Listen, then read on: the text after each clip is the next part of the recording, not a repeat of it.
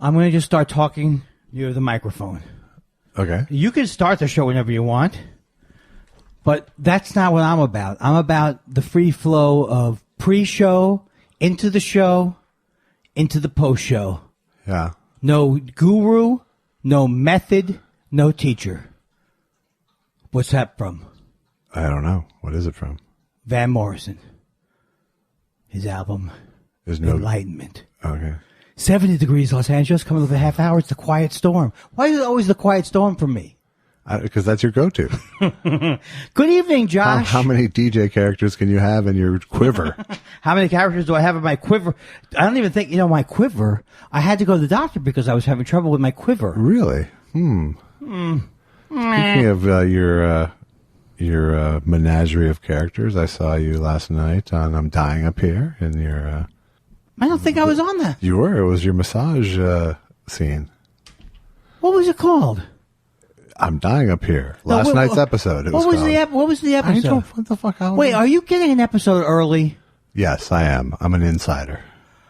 People, I'm not even promoting my own appearances? Clearly not. All I can think of now is that I haven't seen how was it? You were great. Did you? Are you going to say anything different? It's not the one with Brad Garrett that when he was getting like crying and then Brad Garrett was getting real serious with Eddie. Was it that one? Yeah, it was. It can't be that one. I didn't. Where did they be? What, did they go out of the room at some point? It was the one where you're on the massage table yelling at your client. How does the show end? But is it the show where I can't remember anything else except that Brad Garrett had a big long thing? Yeah, he was heavily featured and he was good. Everyone's pretty good. I think the show. acting is really acting good. is pretty good. It's not the problem. I think it's like what I'm hoping is in season 3, 4, 5. Because I need the work, and no, it's interesting. I think they should hire me as a consultant, because they wouldn't be able to say things like my Vegas brand. Right. You know what I'm saying? You can't say brand. And I would be, but what would they pay me for? I mean, just to keep it on the up and up? Keep it all, because I lived during that. You lived, but you weren't there. No, hey, easy. I was almost there. I came out to L.A. in 1978. How could I have 8 years old? And so I remember the time period of the 70s, but you have a good point in the sense that I wasn't completely grown. No, I was grown. 1974, I graduated high school. Holy fuck. So, but that's different than being a professional comedian and graduating high school. It is, except in my case. Yeah, that's right. You were the exception. That doesn't prove the rule, but you were the exception. There isn't a rule about it. There's no rule. There's not a rule about it, but... no. Now, there were a lot of comics, like your Seinfelds and other people. They started really early, too. I think Seinfeld's my age or something, but he started when he was at Queens College or something like that. Right. So I could have started in 75 or 6 if I was a wunderkind, like you. Yes. I think the only reason why I don't get upset about myself and not being a wunderkind was because I thought I was going to be a music star. And I also think it may have been harder. You think it would have been harder for me to do the young thing in New York City? Probably. But I could have stayed in Queens. You were afraid to go from set to set, probably. I think that is why I probably was not a early bloomer, is it called? Too scared to be a young bloomer. I didn't have the confidence that some people I knew who had no talent had. I had weird confidence. Well, you just loved it. I had way more confidence then than now. Yeah, but your story is a one-off. It's an anomaly. I'm sorry about that sound. That was just me opening up my drink. Well, at least you narrated it too.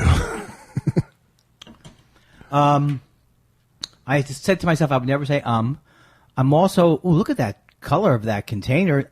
You can't see it at home, but is it hybrid? Because I'm not going to be on hybrids anymore. You read the same email I read. Yeah. It's all sativa. You will take any advice from an email. But especially advice that allows me to keep smoking pot. Right. That's the thing. Yeah. They said stay away from the hybrids and the indica. And I said, I agree with you. Right. So I don't have to have mango juice. I can stay away from the donkey paste. I don't have to smoke so much of the diesel perfume. I don't need an eighth. Can I come up with one that would be funny? I don't know, but it's still bad. It's bad science. It is? Yes. Oh, you mean in terms of the sativa indica? Yes. No, that's that's true. But what if she's right? I notice when I smoke sativa, I can keep up with the conversation and everything. Is it sativa or sativa? I go sativa. That's what I do. Welcome to Pot Talk. It's 8:35. The Pot Talk. We'll be talking pot in a very boring way all night long on Pot Talk. Pot Talk, what's your question? Yeah. What time does the Quiet Storm come on? The Quiet Storm is on Pot Talk ends at 11 when the pot shops close, and then it's the Quiet Storm from 11 to 6 a.m. in the morning. Okay, I'll come back. Oh, thank you. Pot Talk. What's your question? Pot Talk. Yeah, Baltimore, Maryland, hello. What's your question for Pot Talk? Come on, Josh. Extend the bit one more. We went to Larry King, and I didn't know what was going on. You off. Hey, welcome to Pot Talk. What's your question? That's how I host it. Hey, welcome to Pot Talk. Remember, the 8th caller gets an 8th. Come on. The 8th caller. Oh, my God. He's writing that down like it's material, gold. The pot material. No, I know why people do the stone material now. What the fuck? The 8th caller gets an 8th. Come on. Great. And welcome. I'm your host. And now it's open phones all night long. Yes, line 3. What's your question for Pot Talk? Yes, I've heard that sativa and hybrids are somehow better for you. No, you got that wrong, sir. It's if you like indica and you like hybrids, don't think hybrids are going to be like sativa. Is what I've learned from the recent email I received. What about a sativa dominant hybrid? That was what this relationship I had with my ex-wife on our wedding night. You were a sativa bottom? And we'll be back. And thank you. That's one of the many. And thank you. You've just listened to another hilarious radio sketch. Thought Spiral Radio Theater? Sure. The Mighty Art. Who were they? The Johnny Carson Mighty Arts Players? The Mighty Carson Arts Players. I was watching some Johnny the other night. I actually went down a little showbiz rabbit hole the other night. What happened? I was watching, it was like a 1974 episode. David Brunner song. Oh, I wish I'd seen that. And they were talking about Tom Jones, because David Brunner was opening for Tom Jones. Oh. And Johnny says, I do a big thing about him in my act. About Tom Jones? Yeah. Oh. But it was Johnny saying, I do a big thing about him in my act. Well, you know that he does do... I know, but it I was just didn't weird think to hear about him that. say it. No, It was so weird to hear him say I wouldn't even think that. he would reference his stand-up. Yeah, no, I mean, because he went to Vegas all the time back then. I didn't realize he went that often. That's amazing. He was a major Vegas fixture on the weekends. And he was in New York then, right? They moved out in the 60s, right? I mean, in no, L.A. this was an L.A. show. Yeah, 60s they moved They moved out at the beginning of the 70s. Oh, look at this. It's unbelievable. You people can't see it, but Josh has 2 dogs, and one of the dogs clearly likes me more than he likes either Josh or Allison. And, make of that what you will. Well, I like her enough to know she's a girl, first of all. Did I mess it up? Yeah, you blew it. Lucky. Lucky. You see, Lucky didn't come towards you. What is that thing they go, honey bear, don't play that, or honey badger, honey badger, don't play that. What does that mean? Honey badger. It means honey badger won't indulge you in whatever it is you're trying to bait he or she into. I have one more question for you that's off the topic. Okay. Are weasels real? Yes. And are they scary? Sure. No, come on. You must have seen a weasel or two. And I'm not just talking about because you had a music agent. And I'm not just talking about Fox. If only our listeners could see you fanning your fingers at the side of your mouth. That's why they do listen. They don't have to see that. So, I read this article about and I didn't read the article yet, but I was thinking... Oh, okay. You just saw the word weasels. Yeah, Went, hey, are they real? Are they animals? What's up? Well, who wrote the song Weasels Rip Your Flesh? I think it's a Frank Zappa song of some type. Riz! But are they scary or do they have a bad rep? No, they're scary, I think. I mean, they're not on my list. Have you seen one ever? I don't think we have we? I haven't seen one in my house or anything, but I've seen weasels. How big are they? They're like slightly smaller ferrets. Oh, now ferrets are no fun either, Yeah, right? think of a slimier ferret. Think of a more sinister ferret. No, ferrets have a horrible nose. Isn't that their thing? So they can ferret around in various areas? They have a horrible nose? Yeah, it's a horrible... I mean, I'm good looking. Sure. I know good looking and I don't know good... And I know not good looking. I don't know interspecies. You're good looking from the nose out. But remember, my CPAP machine is a medium. Is it? Yeah. Is that a sense of pride for you?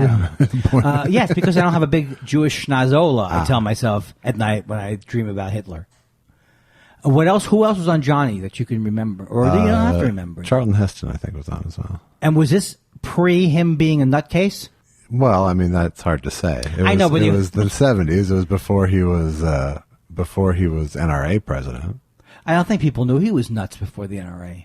He was just a... Well, I mean, he was Charlton Heston. He was Charlton Heston. I'm Charlton Heston. Yes, you have to. You can't. I've played tennis, but if you didn't start before age 13, you're sunk. You'll never be very good. Is that him? Is that Charlton Heston? Yeah, it was pretty good, actually. Wow. Hello, I'm Rock Hudson. No, So I heard Johnny go talk about his act. So then I went to YouTube. I was like, I wonder if there's any actual Carson stand-up footage. And that took me to. Did you ever see that big basically Rat Pack in broadcast? Vegas? No, it wasn't in Vegas. Oh, yeah, I think I've seen. Is this where they lift up Sammy Davis Jr. And Yeah, they say, it was the big closed circuit broadcast. Of course, they did that in every show. Yeah, that was part of their standard. I do remember seeing that's the clip you usually Yeah, see and from they're it all is when they're all laughing. together and. Hey, I'd like to thank the NAACP for this award. So, and Carson hosted because Joey Bishop fucked up his back and had to back out. So Joey. I saw a little bit of Carson up front, emceeing it essentially, and then Dean went up, and then Sammy, and then Frank, and then all three of them. How long was it? It was like 90 minutes, and it's a good copy on YouTube if you ever want to go down the rabbit hole. Wow. Or the rat hole, as the Rat case hole. may be. Yeah. Is that legal what you were doing, or should you pay somebody? I should go back to 1965 and pay a closed circuit fee. You should write a tweet to Nancy Sinatra and ask her what to do. So did you watch? And you watched the whole thing? Pretty much, yeah. And what'd you think? You know, they were all great. I mean, they were all at the top of their game. It was mid-60s Rat Pack. Is this Jerry too? No. Jerry was never in the Rat Pack, right? No. So Jerry was not allowed in the Rat Pack, I assure you. let me guess who is in there. Sammy Davis. I told you already. No, you didn't tell me. I forgot though. That's the way I can play the game. Wow. Is it Lola Falana? No. Is it somebody like that I'm getting the name wrong?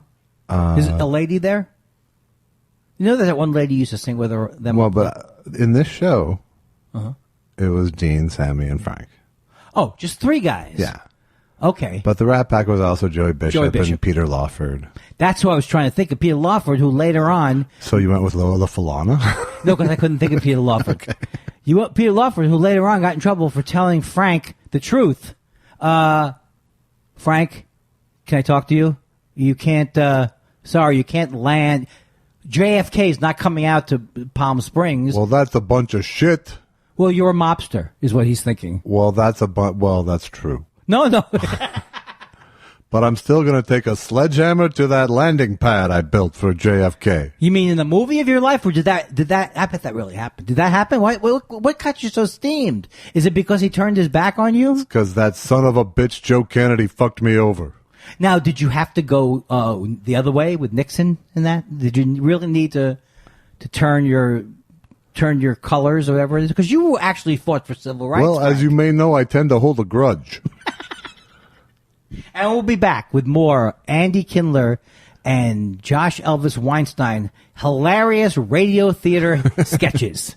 Excuse me, is Mr. Weinstein home?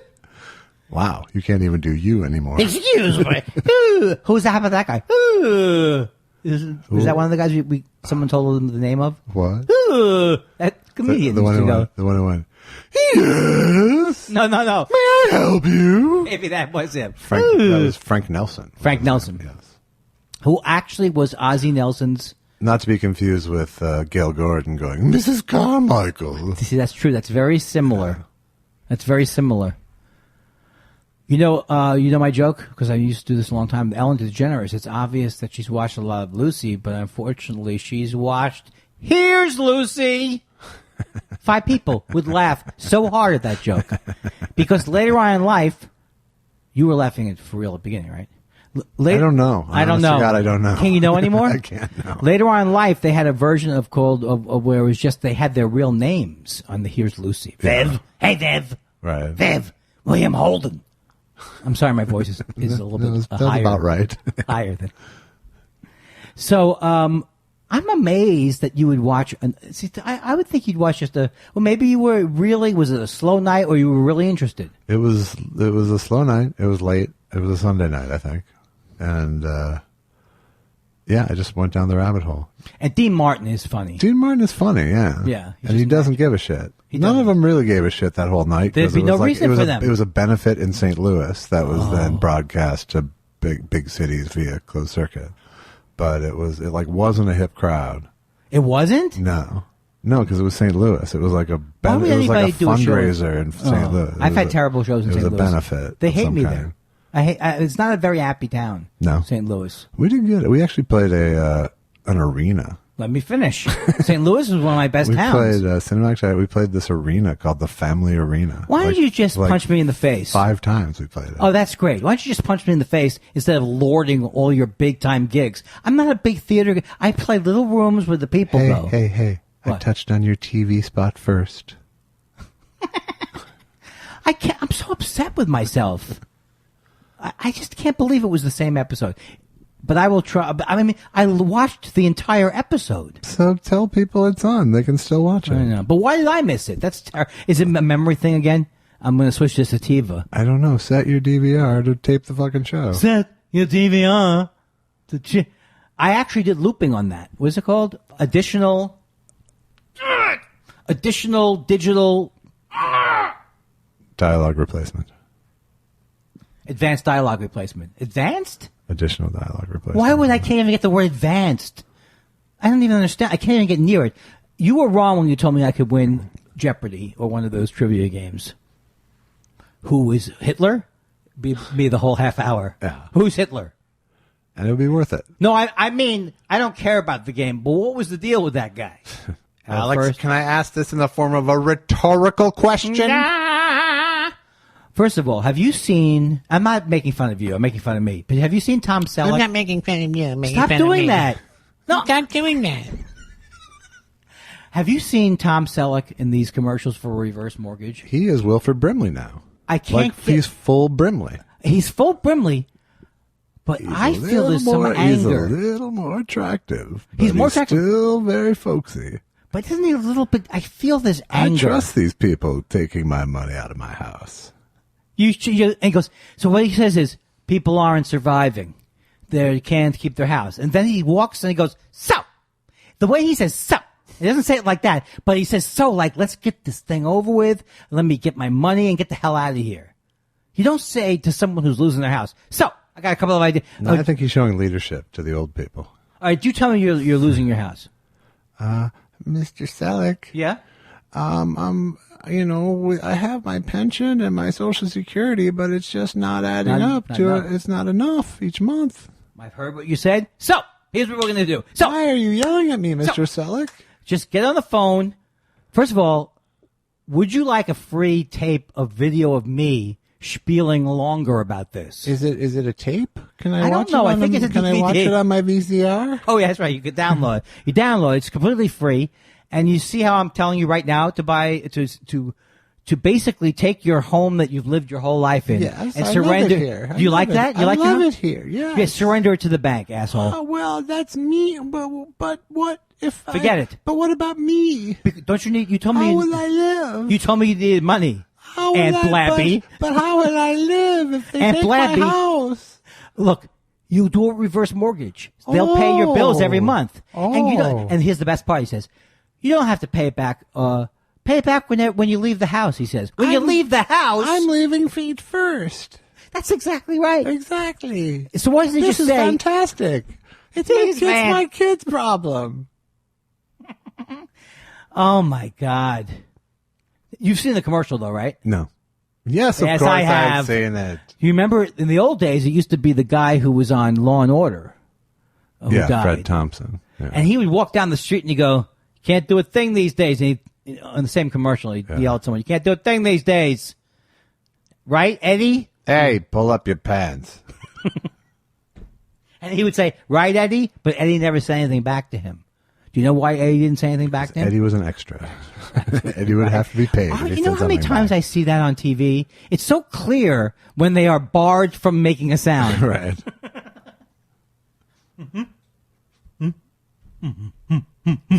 I have an acting gig tomorrow, which I can't talk about, but Hey, let's talk about it. But I can't.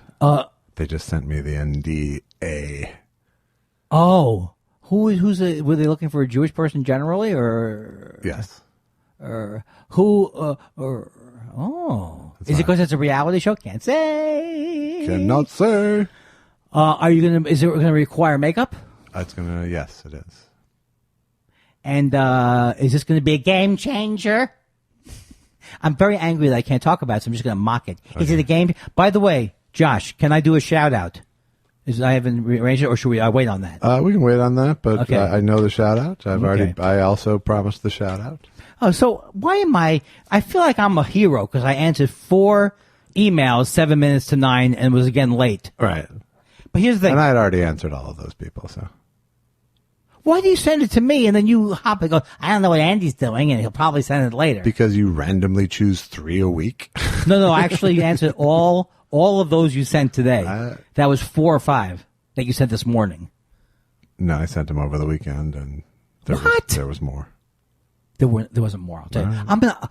How much do you want to bet? I don't make bets. Bet. I don't make bets. I don't want But to if bet we with were you. wealthy, how much would you bet on it? $1. You see Trump when he goes, "Hey, wouldn't you like to know what was in that letter, right? How much?" All right, what was in the letter? He goes, I don't "How know, much?" I didn't read it. I didn't read it. And at one point, he goes, "How much?" What is he, like a 4-year-old? Is he like a 4-year-old at a party doing party tricks?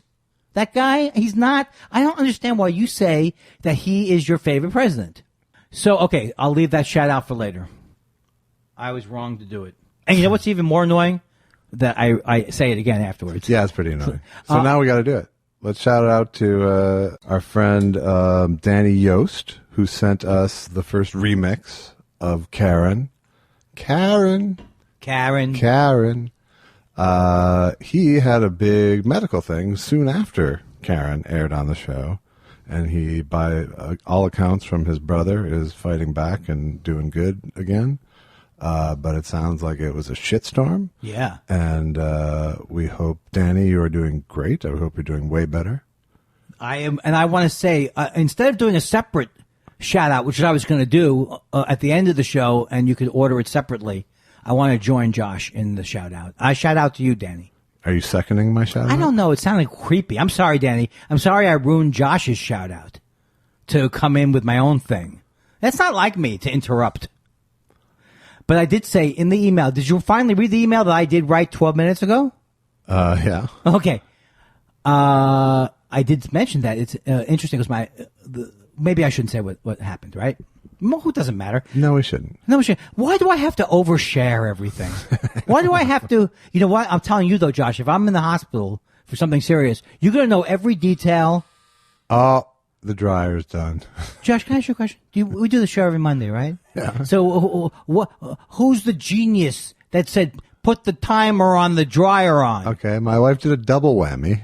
What'd you do? She left the dryer on with the timer, and she broke a air freshener cartridge of some sort of air freshener concentrate, which is why it smells like the perfume counter in hell in my house right now. I didn't know that. Where'd she drop it? In the kitchen.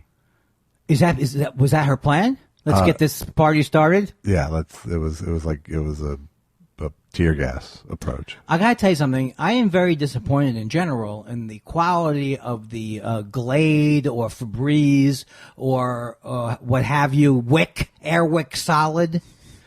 Can someone please make a nice smelling thing that's good? Thank you.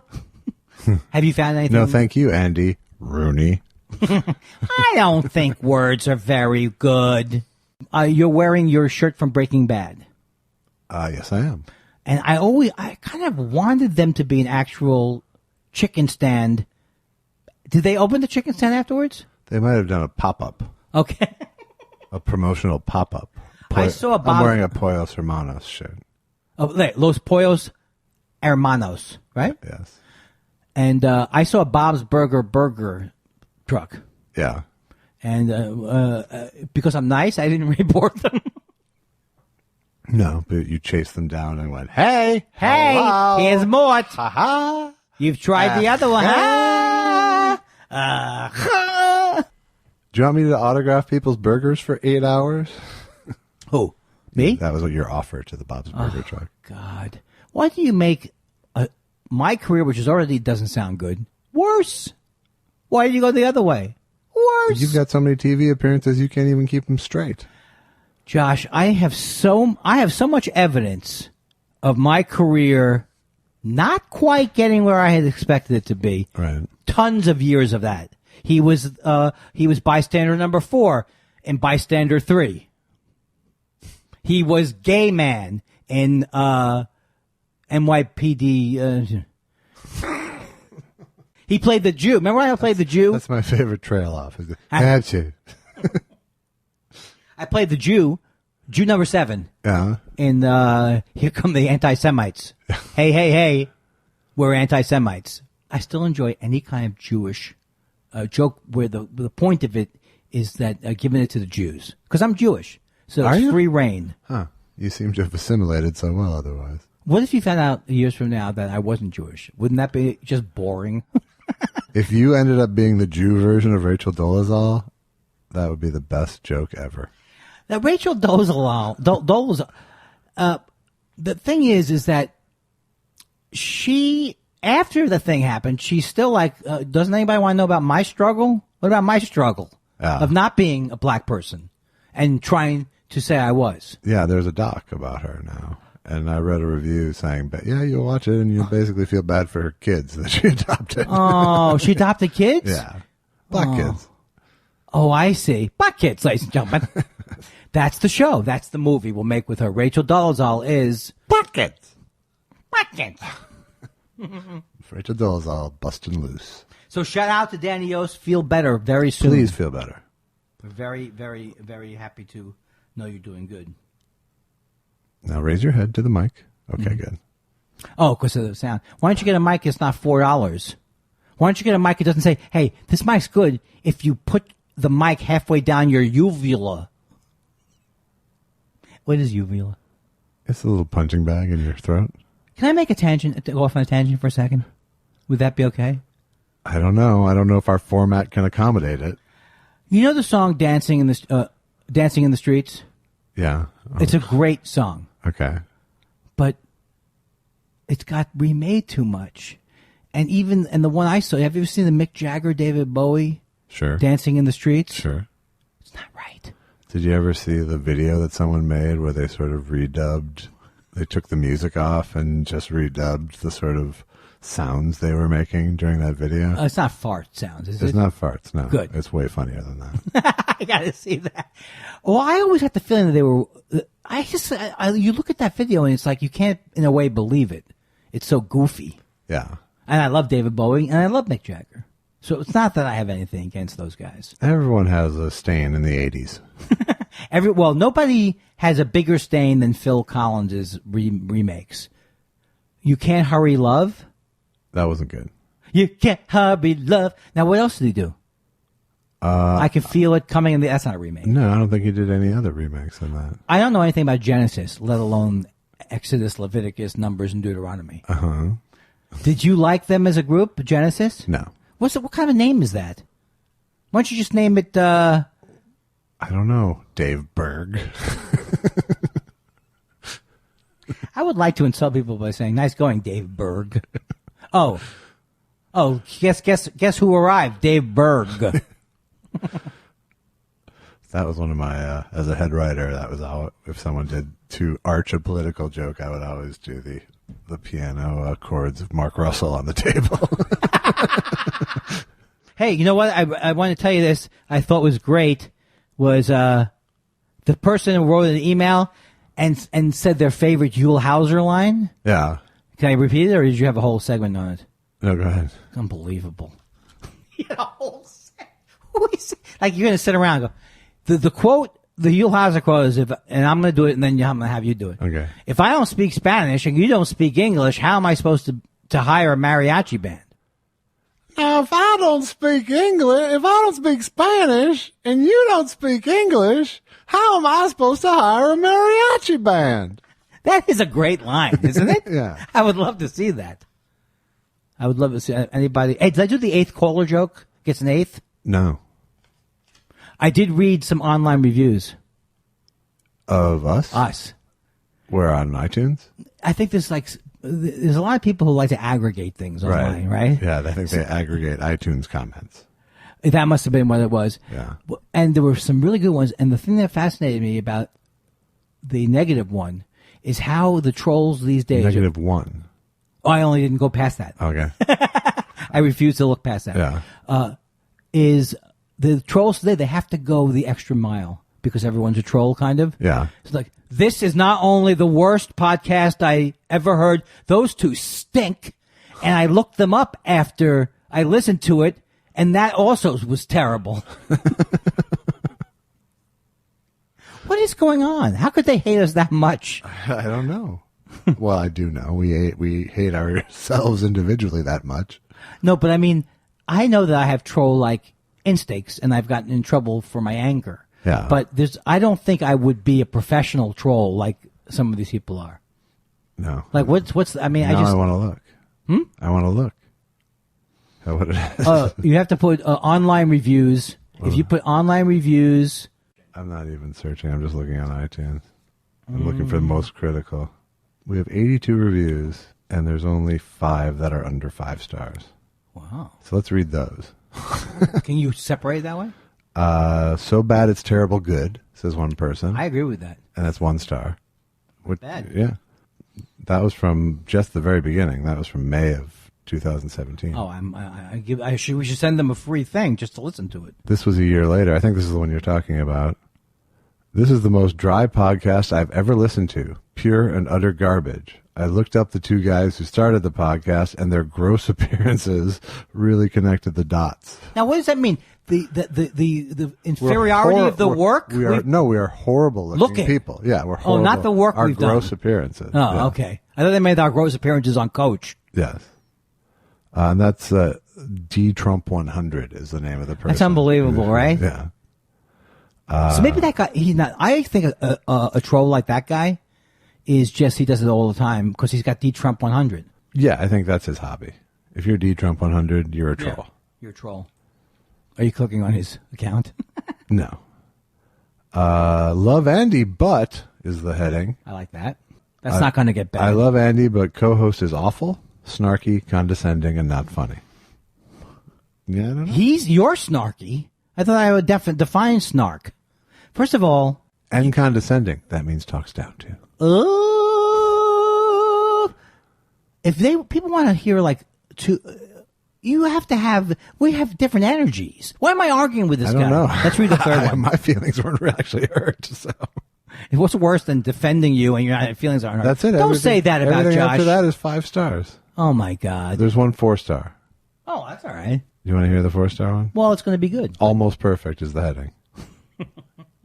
I listen to many podcasts that post on Mondays. I always listen to this one first. Love both these guys. The contrast between them on all levels makes the show. First podcast I've listened to that truly needs no guests. Would have been 5 stars, but Jay Elvis insists on doing that baby crying thing. It grates on my nerves. If he stops, I will revise and expand this review. That's so great. That you have to admit is great. Also, they need a song and bumper music from the people at Backgate Bumpers podcast, which can be found right here on iTunes. Nice. Thought spiral, it's what you want to do. Thought spiral. And that was from a year ago, too. What's that? That was from a year ago, too. Thought spiral, it has 2 Jews. Thought spiral, it's what you're going to want to do. Simple. Almost as good as G.I. Joe. What was G.I. Joe? A real American hero. G.I. Joe is there. I never knew there was a song. Is that during the commercial? It was when they brought it back. It was when they rebooted it as little figures instead of the big giant fucking doll that you grew up with. I wrote the in one of my tweets by mistake, and I find out there's a band named There was a band called I know. Yeah. They're still around. Are they? Yeah. I can't believe they are. Well, they are because I looked them up.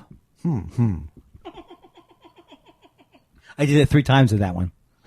Now, Josh, what would you say? How would you rate my energy tonight? Because there's 2 ways you can go with it. Oh, it's so delightful. He's crackling with energy, or it's really about to grate on every last nerve. No, you're in the good zone, pretty much. It's good. You're not. What do I need you to say? What do I need you to tell me I'm okay? Why? Because chances are I will eventually. Is this a bad time to tell you that I'm going to be in New York next Monday? Did I ever tell you that? You did not. I know. It's ridiculous. That's going to make this harder. Put a pin in that because. Oh, well, wait. This will come out next Monday, and then I come here Tuesday. We'll figure it out. But you know what? We should take the time right now during this podcast to figure out when we're going to re-record the other podcast. Sure enough. How's your energy now? I feel very good. And I think it's because I may be insane. Well, I think there's evidence. Who are these people? Anything? I was trying to think. What exciting happened? Did anything exciting happen to us this week? Not to us necessarily. Was there some Twitter universe things? Not a big. No, I mean there was the big Roseanne lost her job this week, and Samantha B. Now said C. And I thought I came up with a good tweet about that, which was basically, well, many people have said, it's not just me, but the whole idea that there's no comparison between races. Roseanne's thing was racist, and her thing was like, she's saying a true thing about someone who's I think Ivanka is a horrible person, but she used a word that insulted some people. I couldn't care less because I'm a man, and I don't decide how women use that word. Yeah, but it's a magic word. But don't you think a woman can use it? Because she doesn't hate. No, I don't think anyone can use it on TV. Really, I don't think. I mean, her point was correct. She is in fact a feckless cunt. Okay, well let's go past. Let's say I agree with you, which I don't necessarily. I just think it was a TBS issue, and TBS was right to go. Yeah, we should have not let that air. Okay, so that's cool, and so now it's over, right? Because her track record is doing something positive for the world. She has actual talent. She's making a comedy show. Whereas all these people, they're trying to compare that to, and I know. Well, I think, come on, go ahead and knock me down. I totally think it's a different thing. I agree with you on that. Yeah. They're not comparable. And the right wing is trying to use that as a way. But everything is fucking what about? But what about Josh? Yeah. But I think, the real thing is, ABC was going to lose fucking advertisers. TBS wasn't. Yes. And that's part of their responses. But I also think there's a major point when, look, it's very hard for me because I love Roseanne. I grew up loving Roseanne. On Twitter, I follow her kids who are like, she has some wonderful kids. I don't know, one of the guys is like, become right wing, but she has a family and all this kind of stuff. So I actually feel bad about it in a certain way, but on the other way, I don't feel bad about it because it's been years now that she has been basically adopting lies. Like someone will say the pizza place. Hillary Clinton's got a pizza place, and she does. What was she supposed to be doing there? They were molesting kids in the imaginary basement, and now she believes these things. That's. I don't see how it couldn't have ended up. That's what I was wondering. I kind of think it was interesting that they tried to do it because there's so many great actors on it, and I actually, in a way, could see that being remade or updated, that show. But they had to have been thinking she might go too far, or she's always gone too far. Yeah, I mean, she went too far by these standards before she got her show. Right. Which I didn't know. But I think... Did you know about the Donna Rice thing? I had no idea. I don't think I would even have watched the new show if I knew that she had made that comment about Donna Rice.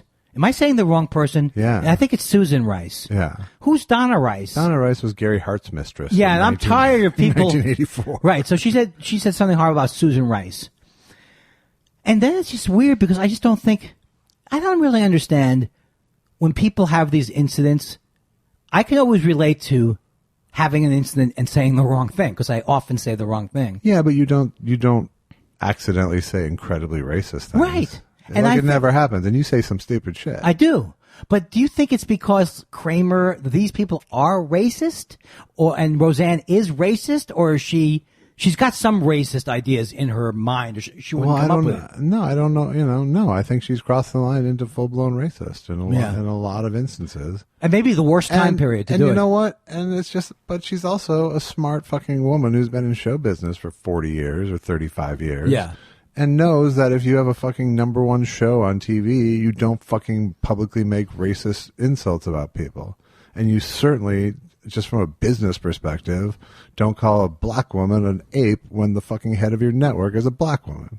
Yeah. I would go further and say even outside her network.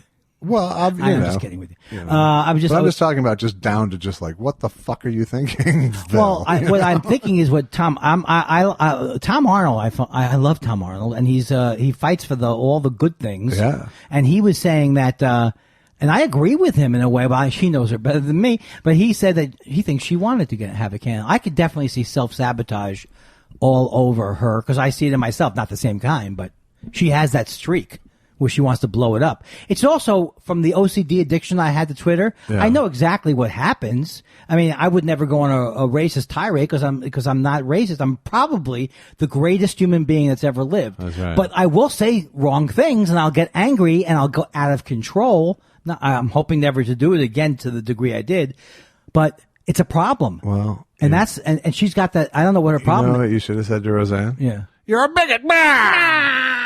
Yeah, see? Yeah, we got a bigot here, see? Where's your ACLU now? Yeah, but I am, when they start talking about it on the, did we talk about this last week? I don't think so. When they start talking about this on MSNBC and all these networks, and I love MSNBC, but I have problems on it. But when pundits start to try to figure out television, I was like, oh, I can't even believe it. No, it was a bad couple days of news coverage on that story. I don't know the exact truth, but I will bet a large wager that this idea of having Roseanne be a Trump supporter did not start in the ABC executive offices. It started in Roseanne's head because she's right wing. Am I wrong? I don't know what you mean. In other words, some people were trying to present it like ABC was trying to make a show like this because they knew because there's money in representing the Trump aspect. I don't think that had anything to do with it. They're making a new show with Roseanne. That's the Roseanne they brought to the table. Right. But they kept thinking it was like a calculated thing that the networks. Who's they? They would be the pundits. And the thing that happens is I got into an argument with that Charlie Sykes guy who comes on MSNBC because I'm sick and tired of people. It's like they don't even know what they're trashing anymore. They want to turn it into this both sides thing. And there's just no both sides thing going on in this country right now. It doesn't mean there aren't horrible people on the left. There are. But you can't tell me right now both sides have a problem. There's Trump. I mean, the problem we currently have is caused by Trump. Right. Thank you. Yeah, no, and I don't bring someone from the far right and the far left on to argue with each other. Bring someone from the fringe right and someone from the moderate right. Well, he's supposed to bring someone who's obnoxiously lefty and a moderate. Well, but that guy Charlie Sykes is supposed to be. They think he's moderate because he's a never Trumper. Yeah, but he's not moderate. I don't know if you've heard of him. No, there's plenty. I mean, there's a whole branch of incredible uber conservatives who are never Trumpers. The Koch brothers are never Trumpers. Right. David Frum was starting to go. He written some article. My advice to people like Samantha Bee. It's like you're the guy who wrote the Axis of Evil speech, and he's going to tell other people how to act. Thank you. Yeah, the gaping maw. There's no shame. There's no shame, but there's just like the fucking need for content from Yeah. for everyone's take, and it's just like everyone is obligated to provide so much content now, and but not very good content. It doesn't matter. It just has to happen fast. I like my shows on MSNBC, but these morning shows are just all terrible. And Morning Joe is terrible. I'm up at sometimes because I haven't gone to sleep yet. Right. And the CNN. There's got to be something. I hear Fox and Friends is great. I just read Trump's transcripts of each episode. What does he do? He transcribes each episode for America. Don't you think that someone's going to release some tapes from The Apprentice? I mean, he must have been an asshole on The Apprentice. Yeah. And people have said that he used to be an asshole. There's got to be tons of tape of that guy. And you think it's going to hurt him? No, I just would personally like to see it. Yeah. Oh no, now remember haven't I made predictions about Trump that I said he would resign or he'd be gone? Yeah. So I think it's going to be by June 21st. By summer. You think? No, but what if I'm right? Well, that'd be great. It'd be so great. Except for the whole President Pence thing. But isn't he involved in it too? Well, you can't get rid of everybody. You can't get rid of everybody, right? We can't have Hillary be president, right? That's not going to happen. It's not going to happen now. I don't even want. I'm over Hillary. She would have already been halfway through her first term. I'm already ready for who was that guy who ran against the third guy? It was Malloy. The guy from Baltimore. Yeah, Malloy. It was boring. And I know you were telling me that Lincoln Chafee was going to tear it up. He still might. Oh boy. Oh boy. Have you watched any of the Letterman shows on Netflix? I want to. I haven't watched yet, but I heard the one that was out was that just came out was Stern, Howard Stern. Yeah, I saw Jay-Z. How was the Stern one? That was pretty good. Yeah. Yeah. And then there was they also put out a bonus one where he and Seinfeld, and it's Seinfeld's a monster. I'm pretty sure. You mean in terms of as a human being? Yeah, as a human being. I'm starting to really think this guy's just a monster. Well, he's not warm. He's not warm in it. He's not warm, although I found out in this interview that he is the son of two orphans, which kind of tells you everything. Wow. Yeah. You know what's interesting? I wonder if that really did give him a hard... I'm not saying that everyone who's an orphan has this, but he does have like a hard exterior. Well, he just said, I was just never involved in the family. I was, he was just like waiting to get out of there. And his parents like met at a party or something when they were in their like early 40s or something. So they were old parents who were both orphans. And he's an only child? No, I think he had siblings, but it's just it's almost like a eugenics thing with him. He really believes that comics are the best form of life.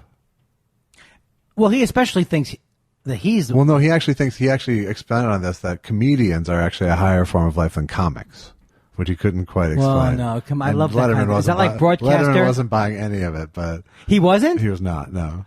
I got to see this. He wasn't buying anything, but Seinfeld was like trying to hammer Dave to feel proud of his life, and all. Dave wouldn't buy it. Dave's not buying any of that, But he really, was laying out how he believes that, he was trying to be a little funny, though, right? No, he really wasn't. I mean, I've seen enough of him over the years, and I watched a lot of comedians in cars and stuff, and it's just like he's got these theories that he loves to spout. And, and a lot of them are about how comedians are the best people, the best form of life. This I knew he was a little like nutty when he would articulate things, because he's been that way forever, because he would just say outrageous things. And remember I said he used to say, it's always the crowd's fault. I mean, no, it's always the comic's fault if a joke doesn't work. But he truly believes that being a comedian is a generous pursuit. Yeah. That you're bringing joy to people, and it's a generous pursuit. Why don't you do house calls then, Jerry? Just go one-on-one and do some shows. I think it's so terrible about it. It's not terrible, but it's what I'm learning from therapy, is that I grew up in a black and white world. Everyone was good or everyone was evil. Now I'm realizing that was just my family. So I always feel like I can't have negative feelings about Seinfeld and also have positive feelings, but that's the truth. No, I felt weird saying he was a monster, but yeah, but he kind of. Yeah. Well, he was monstrous when he came out and started to say that he's not. I mean, when they all started to say, much like the alt-right, these comics like Chris Rock And they also talk about how bad colleges were when they clearly weren't playing colleges. Did you see the episode? I think it was the Late Show he was on, and Seinfeld? Yeah, and he was before the commercial break. They got into talking about Cosby, and he would not concede that the old albums lose their value. Oh God! Like, yeah, of course, I could listen to them now. See, it's the best stuff that ever was. It wouldn't change my opinion. Yeah, but what about the fact that? And then he came back from commercial. I was like, you know what? I was thinking about it, and I might have a hard time listening to him. Who are these people? And then he was very proud of himself for changing his position. Someone talked to him during the break, you think? I don't know if someone talked to him, but I think he heard himself and went, oh shit, that's not a good, I don't want to see that tape tomorrow. This thing about how you can't watch someone's art, this happens only when it happens. You know what I mean? It's like, I know people say things about Picasso, but I'm not getting any further into it. Right. Because I don't want to know anything more. I mean, it is an ignorance is bliss scenario with these things, because... because a lot of your favorite artists are horrible people. By the way, I wanted to bring this up, and you maybe saw that I retweeted it, but like Moses Allen, who's Woody Allen's, who's the oldest kid in the house when all that stuff. The kid who's still on Team Woody. Still on Team Woody, and his whole family has absolutely, said he's dead to me. Right. I really do think you should read his blog post. Because I don't even want to talk more about it. Just read the blog post. And, I read it. No, not you, but I guess I'm thinking of the listeners. So what'd you think? I don't want to get into it. Okay. It's not. So I'm right that I don't want to get into it, but it's okay that I drew attention to it. Because I think because here's the thing I think is amazing about it. Regardless of what the truth is, the ultimate truth that we as people read an article of Vanity Fair and actually think we're an expert. I wouldn't have even been involved in knowing about the case if there weren't people who just all of a sudden believed an article. I just think it's like a fake news thing. Regardless of the truth, why do people, I don't know. Do you think people wanted, I think people have a shot. Your emphatic defense of him was based on articles too. That's true. I wasn't there. Right. No. I say that I thought my point of view was more righteous in a way because I'm not making it. I don't know that he did it. I don't think he did it, but I don't know that he did it. Nobody knows that he did it. And there was a legal a trial about it. Legal trial? That sounds like. Yeah, there wasn't a legal trial. No, but they did. There was investigation. And the fact that they didn't prosecute him and the prosecutor says I could have prosecuted him, that's what Comey did. He didn't prosecute Hillary, and then he said he could have. So all I'm saying is, what am I saying? Just read it. Read that blog post. Yeah. Yeah. Or don't. No. I have also heard things from other people have told me who know people, but that could be like someone who was at Richard Gere's. Who did I see? The guy who did the last Woody, Bob Whitey. Whitey, right. I saw him writing some very challenging tweet to Woody's daughter. Oh. Answer any of these 7 questions, and because he's the king of the Woody. He's the one I Woody first. Defenders, Because he did a documentary about Woody, right. And he was the first one who came out in his defense. Yes. But it's not. The thing is, it's like that's in the answer to the 12 things in Maureen Orth's article, who's the wife of the deceased Tim Russert, who wrote the original article. That seems like a hit piece to me. But here's the thing. I love you. And what did he even say? No, it's still very, very upsetting to me because I even looked on things online when people were talking about it this time, and I remember how upset I was that people actually said this to me on Twitter. People I knew even. I had an argument with a comic. I'm starting to worry about you, a female comic. Well, who knows? It was a female comic. I'm starting to worry about you because you're defending him so much. And yes, I'm creepy. Yes, I wouldn't be alone in a room with me. Yes. I'm not a person you would say good things about. True, I'm not on the up and up.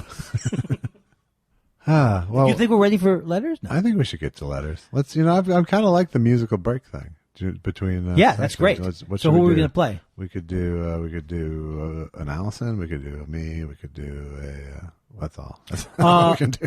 Your choice, unless you brought some music to the table. No, but I will be bringing some music at some point. When the other guy who's going to help me. Well, a lot of people asked for another Allison song. Let's do it.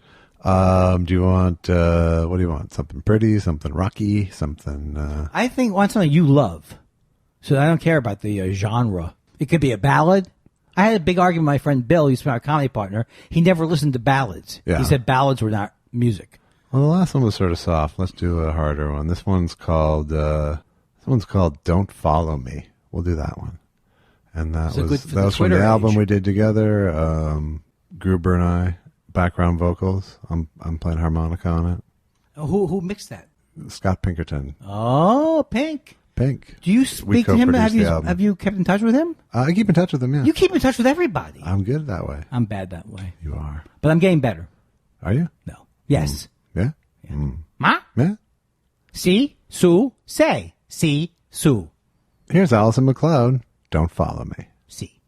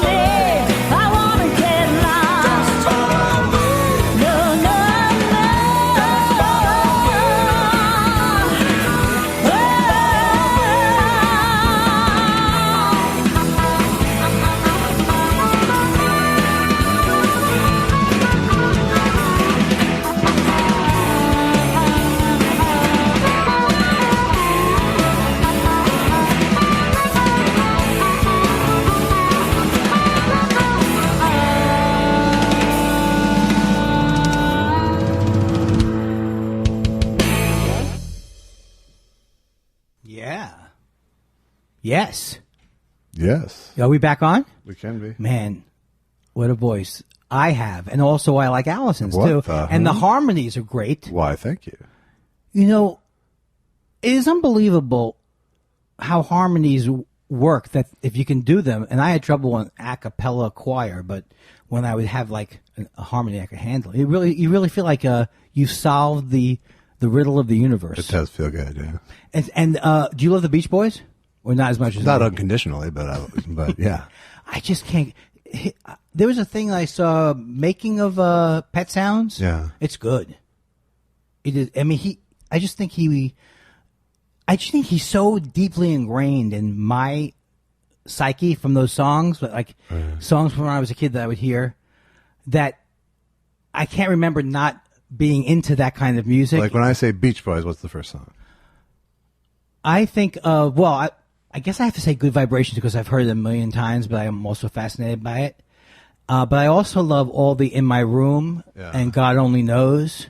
God only knows what I'd be without you. So the thing is, the lyrics that he wrote. Boy, that was not entertaining. I know you started out high, but I'm unlike Roseanne, who just bailed in the wrong key.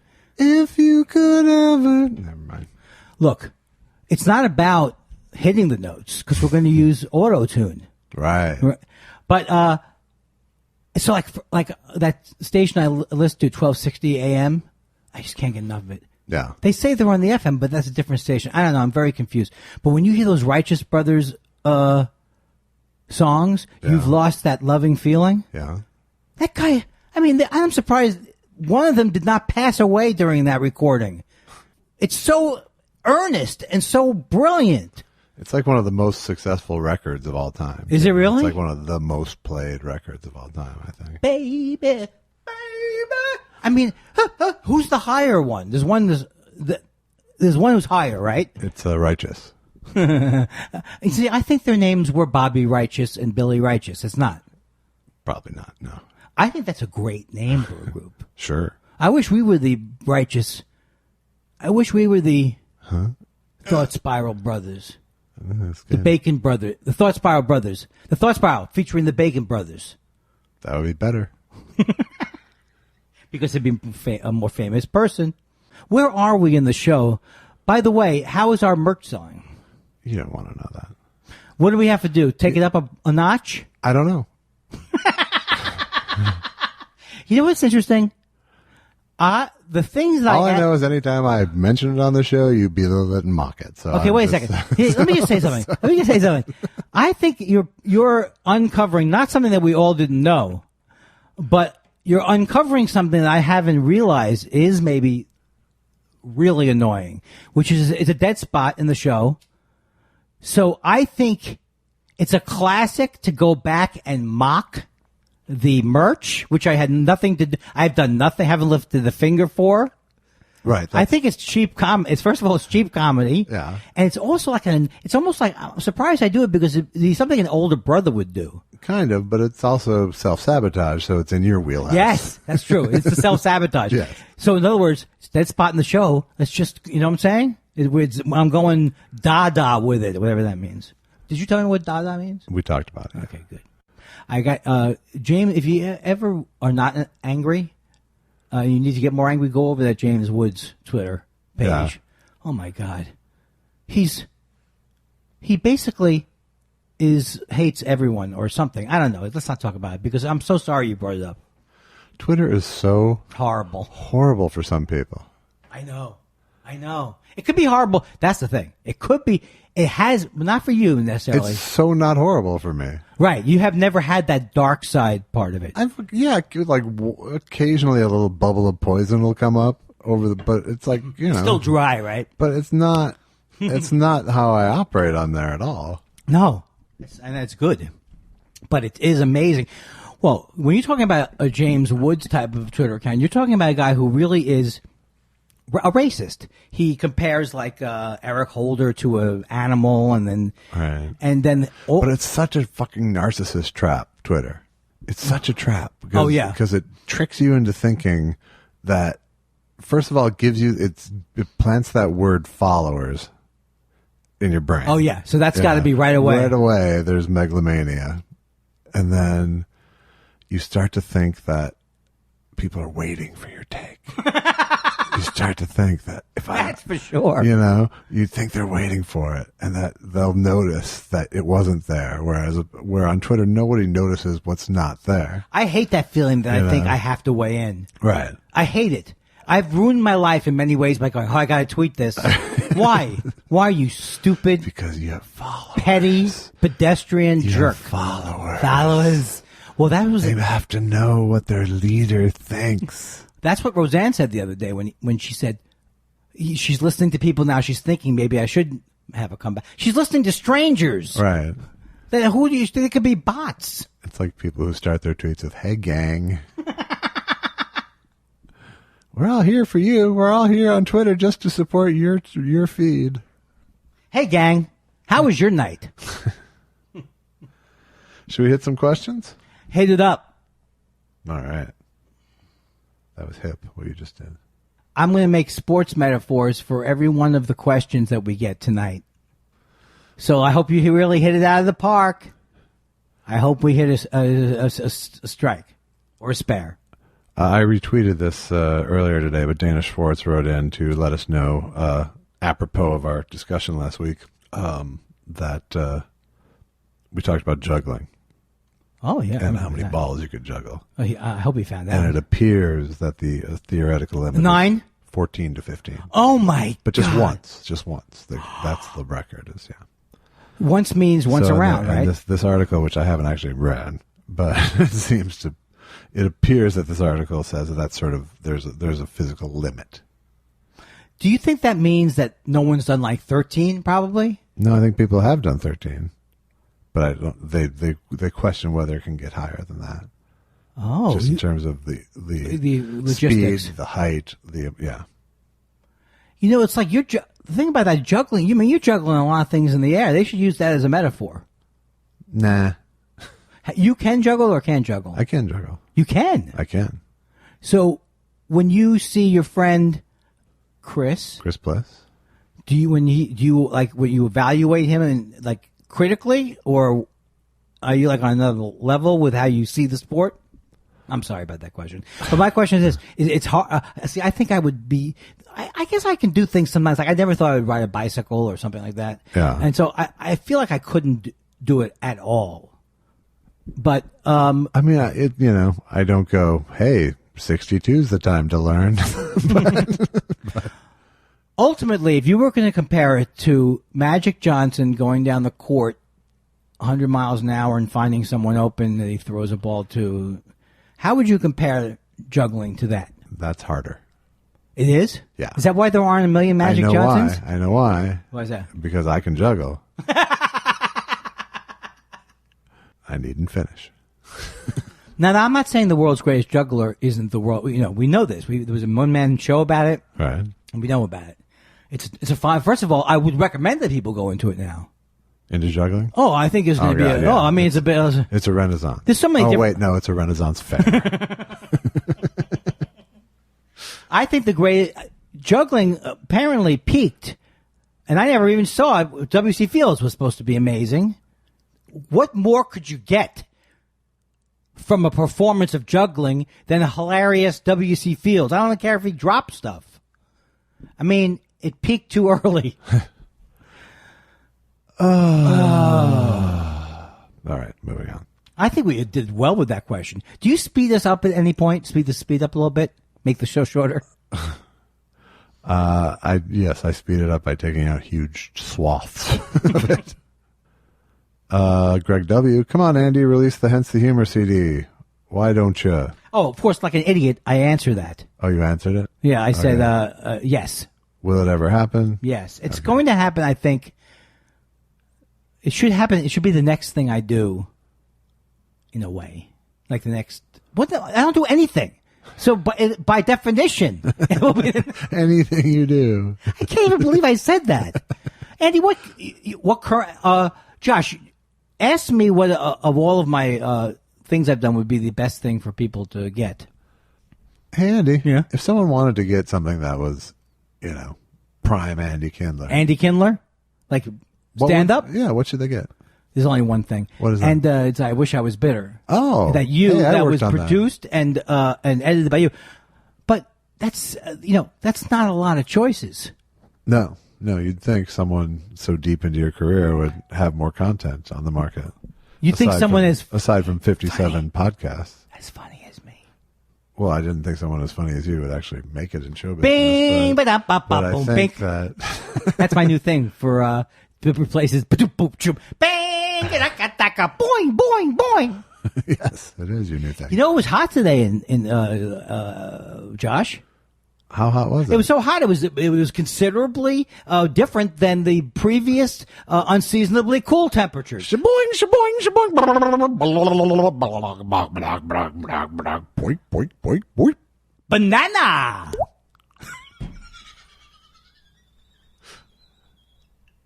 Is banana from this podcast? Yeah. Okay, because I started to get like a parallel universe thing. I knew I'd been involved with a banana. Yeah. Do that sound. I can't do that. Oh my God, you were Michael, you're a regular Michael Winslow. Jackson? Oh. Michael Winslow. Yes, do like a sentence. I am a very regular Michael Winslow. Well, do a thing like I got on the phone. Give me one sentence that's just full of all these things. Marvelous sounds. So I got up out of bed. Was that you finishing? That's me taking all this, peeling the sheets off me. Oh, I thought you were finishing masturbating. And then I stepped onto the floor. Walked over to the faucet.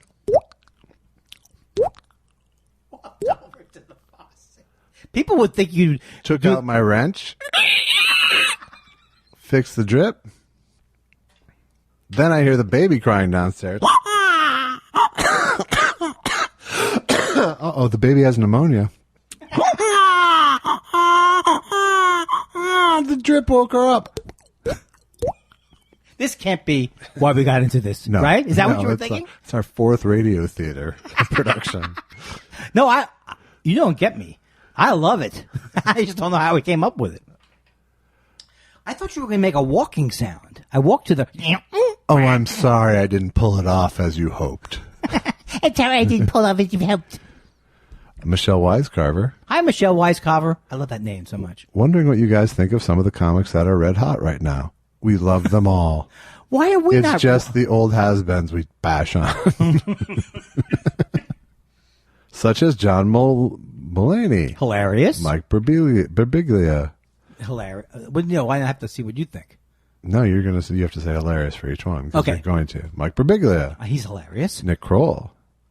Now, I'm going to say he's hilarious or she's hilarious, but it's not going to be real for every person, and you'll have to decide. Okay. So say that last name again. Nick Kroll. He is hilarious. But that's not angry. I love him, though. Okay. Ali Wong. I'm not sure about Ali Wong. No? What do you think? I haven't seen a lot of her. I've seen mostly promos for her I think she is for her brassy, woman-forward brand of humor. What do you know? Get shot by the LBGQ community? Yeah, that should help. Hey, Chacha. Hey, look, this guy's from the LBGQ community. All right, Ron Funches. Maybe the funniest man in the world. Hyperbole. I love him. Also, Tom Segura's wife, Christina P. Tom, too, but we all know he's funny, and Christina deserves some love. Christina P. is super funny. Her special that is on Netflix is super funny. I will watch that. And she's about to film another one. When I worked with her, I knew she was funny, but I haven't seen much of her stuff. She's also about to have a baby. That's not a bit. No. Well, it could be, depending on how the timing of her new special. Ask me what the secret of a good special is. Timing. I do it so you don't even have to participate. He does it so the other guy doesn't have to participate. I take the onus off of you. I put the pressure on me. Comedy. Come on, do that musical with me. Comedy. We're going to do it, right? I don't feel well, Josh. Amelia Fox, do you think that adult film performers deserve more respect for what they do? I mean, I don't know what could be more respectful than masturbating to someone's performance. I never thought of it that way. I never done it for Dustin Hoffman. What does that mean? I mean, I've never jacked off to Dustin Hoffman. I don't have that. You haven't? No. Did you ever see... well, Tootsie. I was going to say Serpico because I always mix them up with Al Pacino.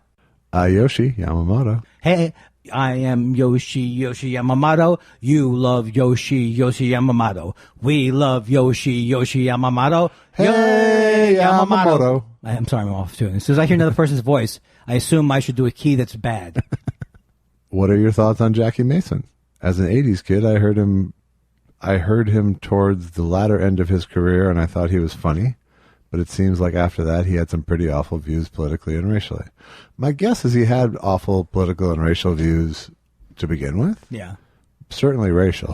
He got worse, I think. But who knows if he got worse? Yeah. I think he's always been... What Jew doesn't get worse as they age? I'm not afraid to say this because it's not like talking out of school, but there's a guy I met who was a manager I won't say who he managed because maybe he doesn't want it out there. But he just said he was there the day that on Sullivan. On Sullivan, yeah. And he's not commenting about whether he did or what he did. And he just says, I don't know even if he did give him the finger or if he didn't give him the finger, but he was the most horrible person I've ever met. Yeah. So I think there's a consensus that he's a horrible person. Yeah, it seems to be.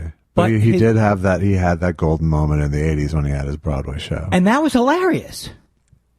I guess I think with a lot of that stuff, like the stuff that I love that he would do, he'd go like, if you're Jewish, if you're Christian, after a show, you want to drink.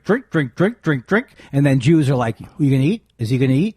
So I like that kind of, just don't look at me. I'm just looking at you. I don't need it. No, but I think that stuff was good. And I think he was funny. His work as the aardvark in the Pink Panther cartoons was good? Landmark. I don't even know what that is. Do you remember the Pink Panther cartoons? I remember the Pink Panther movie, and I never saw them. I just know that is not my dog. Okay. Why have I never saw them? I don't know. How many are there? Massive gaps in your cultural knowledge. True. How many are there that are good? There's 2 that are good for sure, 3 that are probably good. And then what were you talking about? A spin-off? What did you say? I forgot what you said. I'm trying not to freak out. I don't know. You keep talking and make it hard for me to remember. All right. My fault. He was the cartoon voice in the Ant and the Aardvark. I didn't know there was a cartoon in the Pink Panther. No. And that wasn't as good as the movies, or was as good as the movies? Different. All right. Thank you. One's a cartoon, one was a movie. Your witness, Your Honor. Seth Dick Twa, do you tip when you pick up or carry out? I do. How about you? I do, yeah. If there was any effort involved for them, I do. Yeah, I just made it blanket across the board, basically. But I don't like tip 20%. I think I tip 10%. I'll do like a $5 or something. Yeah, something like that. Yeah. But you can't. It just depends on what they do. I think you can, as my wife's friend Cheryl says, you can never go wrong tipping in a way. Like, what's the worst I can say to yourself? Like if you say to tip or not to tip, making the choice to tip is always welcome. Yes. Yeah. You're a bad person if you regret over tipping. Alex, have you watched the new Letterman show on Netflix? Alex, I told you stop sending your texts. This week Seinfeld was on and mentions how he has a new chunk on the My Pillow guy. I wonder what that would go like, says our producer, which really he didn't really have a My Pillow thing, did he? He started into some stuff. What's the deal with this My Pillow guy? It was like he started in on a couple of commercials, and and then Dave wakes up with it because every comic has stuff in their head about every commercial, and they don't turn it into material generally. But like Haywood Banks a couple weeks ago on Twitter had wrote something about this McDonald's ad, and he picked out something that he noticed in it, and then I wrote back about a different thing that I noticed. Right. It's like we're on the same wavelength. It's fun, if it hadn't been a hack category of comedy, I would do. Have you seen these commercials more? Right, because I just couldn't stop. Right, because when you watch commercials and it's always the stuff that they didn't see when they were making it. You know what you should do? You should name a joke Brad. You love Brad. I don't understand this concept. If you paid for insurance that wasn't proper insurance, you're an idiot. That's your fault. Oh, I didn't know. They said, I'd like to insure half the car. It can't be the story. It can't be that they're the only ones who thought of insuring a whole car. I'll take my answers off the air. They didn't get the wrong insurance. They got the wrong insurance company, Andy. It's so terrible. And that those commercials are deemed popular. Deemed popular? How are you rating? See, that's the thing. Is it laziness that keeps them playing the same ones over and over again? Are they going by sales? They must be going by sales. Yes, they are. Because I hate the Jack in the Box commercials.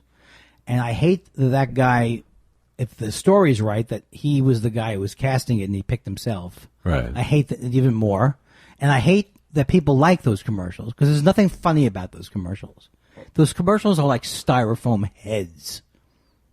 Think about it. Wow. Let me take a moment on that. Don't, because there's nothing there. All right. So yeah, Seinfeld's My Pillow guy bit. I don't know. It doesn't sound like the Seinfeld. How does a guy spend 2 years thinking of a pillow? He had to sleep just to test it. Who? There had to be some non-pillow research going on during those 2 years. What's the deal? What's the deal with memory foam? If I don't remember my foam, shouldn't they call it forget foam? Come on, that's bad, but I had a lot of energy. He's got a cross sticking right out the top of his shirt like God can't see it through cloth. What is that one? Another Seinfeld? That was my Seinfeld doing the My Pillow guy. Caitlin Holder says, Josh and Andy, top 5 favorite authors and why, and if David Foster Wallace is not among either of your top 5, thoughts on him. Bonus question, how do you feel about leading questions? Well, I have to admit that I was an English literature major, but I haven't, and I used to brag about it, but I haven't read as much as I would, an English literature major should read. Right, that one might be led to believe has a propensity towards. So, I mean, I'm almost like a hacky in a way, but Hemingway's my favorite author. Okay.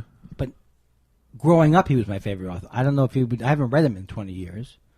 You go. Now. Well, I think. Kurt Vonnegut, big fan. That's the guy I have not read. And it's great, right? Modern writers, Christopher Moore, I like a lot.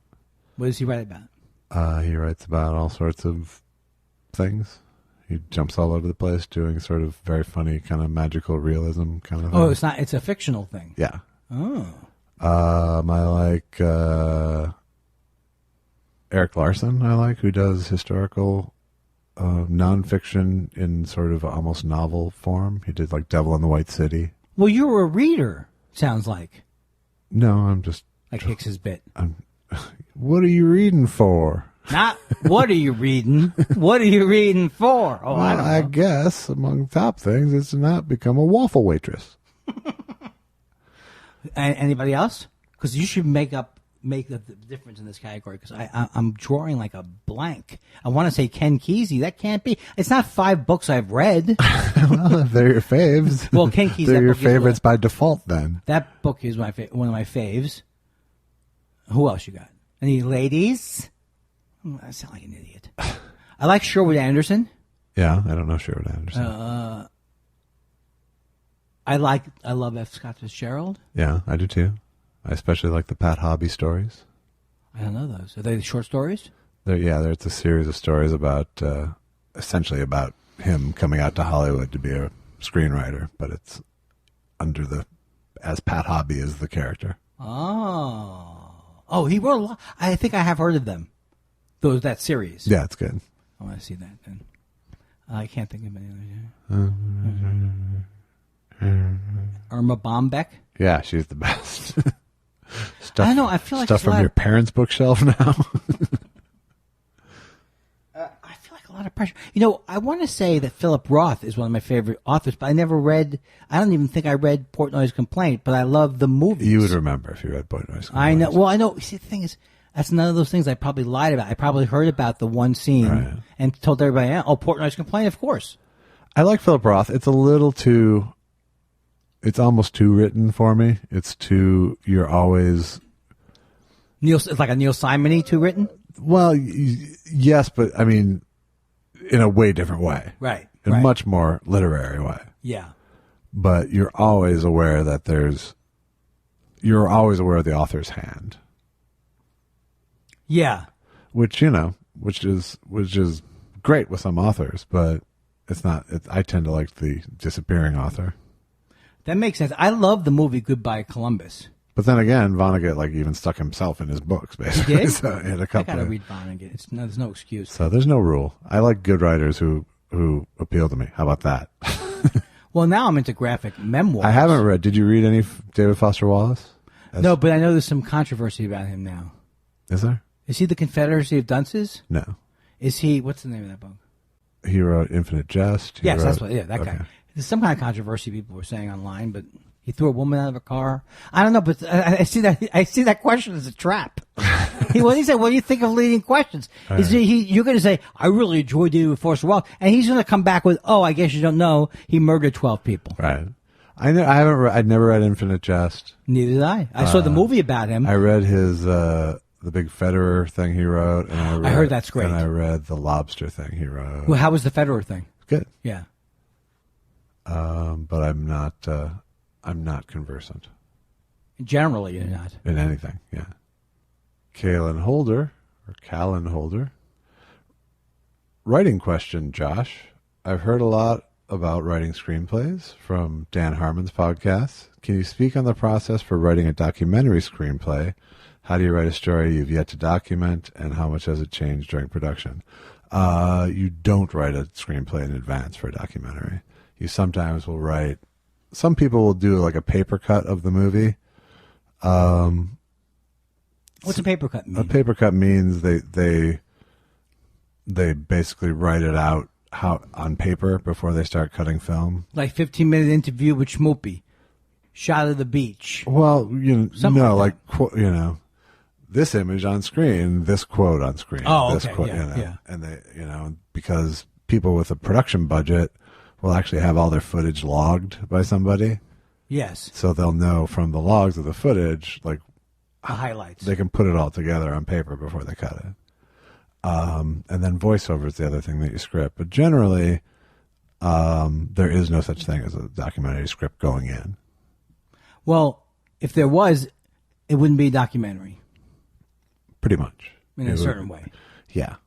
You don't want to know the story. But you know always, or how you're going to tell it until you have all your ingredients. Is this a genre where they go, I'm going to interview Michael DeBar on a boat? In other words, is like a gimmicky side to documentaries? I love it on a ship from space. That's the last one I had of those. Right. Now you can plan an aesthetic for your doc, for sure. Yeah, that's the word I was kind of looking for, maybe. Yeah, but and I had I made two very different documentaries. I made one that was a follow doc. The comedy one was following something that's happening and documenting it, and the other one was a biography where there's a story in place, and I had to find voices for it to come out of. So inherently, the one's more linear, even if you, just by definition, almost. Right, absolutely. At least in your thinking, But you don't know how you're going to tell the story until you know what comes out of people's mouths and what words you have to work with, essentially, It's like when I've written a couple of scripts, I really was like, had no idea where they were going to go. And they just happened to finish okay, but I don't know if it was my strength, but my strength is not writing the sting. Well, the discipline is in writing an outline before you write a script. The what? The discipline comes in writing an outline. I never could do it. Yeah, exactly. I could never even write a pitch. Like for a movie, I tried a couple of times for a book, to write a book. Yeah. He said, give us a pitch. Forget it. I spent months on it. Right. Did you have an idea? No. I mean, it was like a memoir. That was the problem. No, but it's like a memoir type thing. Yeah. I mean, or something. Right. But maybe I shouldn't write a book would be the conclusion from the process. It's better to come to that early than late. So far, that's the conclusion I've come to, but I think that will change one day. Yeah, I think everyone thinks that. Whoa. That's harsh. Hey, Josh, that's cold. Josh. Cold. All right. I've got a 7:00 call time. Let's keep going. Oh, my God. I don't have a 7:00 call time. No, but you had a 9:00 call time and you didn't make that either, so. Oh, God. You're going to be screaming negatively about Captain Chalant wants to know, Josh, did you ever get a chance to hang out at the First Avenue nightclub? Any encounters with the Purple One or his crew? Andy, did you ever run into any Ramones in Forest Hills or any CBGB bands? Love the show and the rework of Karen. I haven't. I never went to those clubs. When those clubs were happening, I was either too young or came out to L.A. I did go to First Avenue only to do stand up because I was actually too young to get in at the door. But wow. But because I was doing sets there, I did a couple of sets there. I saw Prince elsewhere in town. I saw him frequently in my early comedy days at Rudolph's Barbecue. That's cool. He would have a room set aside for his posse, and then he'd be leaving as the comics were coming in. Wow. But so in other words, you never like took him aside. No. But you observed him. And we exchanged nods a couple times. That's good. Yeah. And I saw him play at Paisley Park, and I saw Prince play a few times. But. That's pretty. I've never saw him play live, and it must have been great, right? Yeah, he was awesome. I love him. I loved him or love him. Both. You can do both. Andrew Dempsey wanted to know, what did Andy say at the start of the last show? I couldn't make it out. I still laugh, though. Yeah, I'm that guy. He said something about being submissive to men. Oh, come on. Was I playing with the dog? Yes. Oh, God. I didn't hear it. He said, this is what I should be doing around other men. Submitting? Is that what it's called? Oh, that's a bad opening line. That, was not scripted. No. I think we should get some kind of award for our podcast, human interest or something. So that's what he said. I'm being quiet now because I know you have to get up early. Otherwise, I could go on. No, you could talk. I mean, I know. I see what you're saying. There's something to be said about brief one-liners. A little something. Okay, I'll try that. You want to do it again? Anthony Paul Ardillo III. Are either of you fans of the Howard Stern Show? I used to be, but I haven't listened to him since I never got Sirius. Yeah. I know it sounds silly, but I never got XM radio, whatever they say. Sirius XM. But I used to listen back to him in the old days, but I always have thought he's hilarious, but then I got burnt out a couple of times. Yeah. The second part of the question is, were your favorite Whack Packers? I don't know what that is. Whack Packers were his core of listeners who would call in. Like Whack Pack? The Whack Pack, yeah. See, I obviously I didn't know that was happening. I thought Wacky Packs were like gum cards. Yeah, they were. Also. Who was, are these one of the characters? Melrose Larry Green was my favorite character who would call in. There you go. Only because I dealt with him in L.A., and it was very odd. Yeah. Who else did you, I liked Fred Norris. Yeah, he was a crew, though. All right, forget it. I've tried to do this brief, funny stuff. It's not working. I got nothing. I liked Stern. We had Sirius for a while and listened to him, and then we didn't. I was never that into the internal Stern Show part of the show. I always liked the interviews a lot. Interviews are great. But I didn't love the fake in-house drama. I did when he was married. I thought it was great. I love to hear about him and his wife. No, that's not what I'm talking about. I'm talking about the drama within the cast of the show and the people on the phone. Oh, and the inside show stuff. You mean like Fred and those guys and Jackie the Joke Man? No, I just got tired of Eric is calling in from blah blah blah, and he's mad, and we got internal apology. Yeah. I don't know. I don't even remember what they did. After a while. Imagine you not remembering. Robin would get on my nerves. Really? How about you? No, I mean, yeah, she gets on my. They all get on my nerves. I'm on my nerves. Jim Meehan says, "Have you ever been on stage when a major news story broke, and if so, how did you handle it?" Well, Jim, I know from Twitter without you, so put that in your pipe. So answer his fucking question then. Right. Well, the only experience where I probably told this before is that the Persian Gulf War broke out the day of the night I was doing a show on Staten Island at Grandpa's Comedy Club in 1991. And I get to the club and the guy goes, "Hey, don't talk about the war," which I just thought was hilarious. Like I would talk about the war on Staten Island. Yeah. So was that did I answer the question okay? You did. I mean, I guess your answer is no. You haven't ever been on stage when something broke, when a news story broke. Well, that's for sure. I don't think I've ever been. The closest thing I've been to that is like during a World Series game in the city whose team was playing. Oh, it was empty? And people were, it was largely empty, and like a lot of the people were more interested in hearing scores. If you're not going to watch the game, why would you go to a comedy club? I think it was a free tickets in our. That's my guess. Sure. Is they all had free tickets for that night because it was in Minnesota. It was when the Twins were in the World Series. In the 80s, right? Or 90s? This was 91, is what I'm thinking of. Did they win? They won in 87 and 91. They lost in 65. God, my memory of them. How about with the Kirby Puckett guy? Did they win with him? Yes, in 87 and 91. I don't know what's the matter with me. My mind's going. Kenny Loggins. The third. There's 3 people with the third. I like it. It's taking off. Does Andy need a professional bodyguard? For a negotiable price, I will ward off any angry internet trolls or 5th grade bullies from Andy's past. It sounds like a job that will get out somehow won't work out. It's like hiring the Hells Angels to protect the band at Altamont. The fact that I would have someone guarding me, I think would encourage people to attack me. I think so too. Yeah. But I hope you have my back, Kenny Loggins III. If I ever get into trouble and you see me in trouble, that you come up and sing Danny's song. Is that what you meant by keep it brief and boom, rock 'em, sock 'em? Just keep throwing those blackout lines at me. Pow! Pa-pow! Conrad Fox, Josh, why aren't you on the list for JFL 42 in Toronto? Because I haven't made a call. Please come to Toronto. That's when I promised it. I'm not going to talk about what happened. He's asking me. He wasn't even asking us. He was saying me. Why aren't you? Because I thought we talked about that. We wanted to do the podcast there. Maybe. Yeah, but I mean. All right, I'll stay out of it. Yeah, I don't. It's probably too late.